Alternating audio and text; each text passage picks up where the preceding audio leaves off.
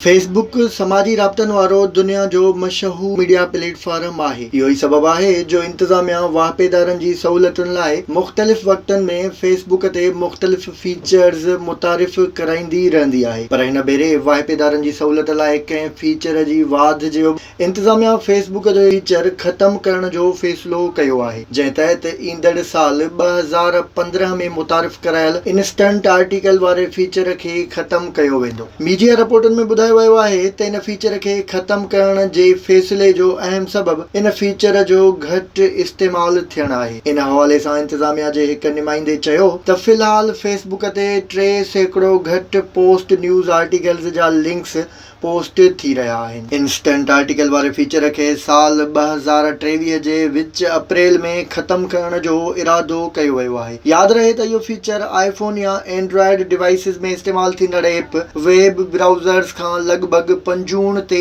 तेज़ी सां article load करण वारो फीचर आहे ऐं हिन वक़्त ताईं 37,000 खां मथे पेजिस इहो फीचर इस्तेमालु करे रहिया आहिनि। विज़िट कयो अवामी आवाज़ मीडिया ग्रुप जी वेबसाइट awamiawaz.pk